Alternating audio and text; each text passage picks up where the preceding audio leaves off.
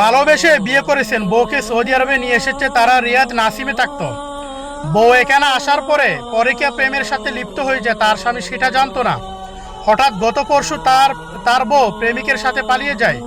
পালিয়ে যাওয়ার সময় 90,000 রিয়াল নিয়ে যায়, সাথে স্বর্ণ অলংকার।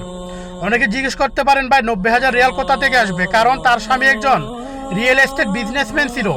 যারা রিয়েল এস্টেট সম্পর্কে বুঝেন তারা ভালো করে জানেন, তাই তার বাড়িতে 90,000 রিয়াল থাকতেই পারে।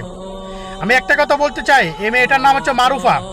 সে যার সাথে পালিয়েছে সে হয়তো তাকে বুক করবে, প্লাস তার যে টাকা পয়সাগুলো সেগুলো খাওয়ার পরে তারপর তাকে ছেড়ে দিবে।